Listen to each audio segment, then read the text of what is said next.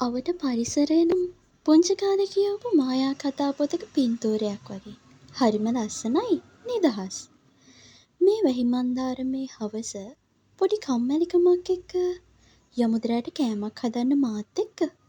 එන්නකෝ මුලින්ම හාල් ටික හොඳට සෝදගෙන ඉමු. හරි ගානට වතුර තියලා සුවඳ එන්න ගුණ තියෙන කරාමුණටි දෙක තුනකුයි හීනියට ඉරාගත්ත රම්පෙකුලේකුයි දාගෙන බත් ඉදනකම් අපි ඉතුරු වැඩ ටික කරමු. කෑමක් හදන්න යනකොට මගේ හිතට දැනෙන්නේ නම් මම නිර්මාණයක් කරන්න යනවා කියලා. ඔයාලා දන්නවද ඒ ඇයි කියලා? මම ආසයි එළවලු එක එක ලස්සන හැඩතල වලට කපන්න. එහෙම කපලා පිළිවෙලට ඔක්කොම තියනවා දකිද්දි උයන්න තව ආස හිතෙනවා මට නම්. කතාවෙන් කතාව අපි හිමීට එක දෙක එළවලු භාජනයට කලවම් කරන ගමන් නේද මේ?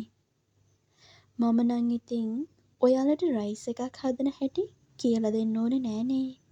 සමහර විට මට වඩා රසට හදන්න ඔයාලා දන්නවා ඇති. ඒ වුණාට ඔයාලා දන්නවද? මට ඕන උනේ මේ මායාකාරී රාත්‍රියේ ඔයාලවත් එක්ක මගේ මුළුතැන්ගේ පුංචි රෑකෑමක් එකතු වෙලා උයන්න.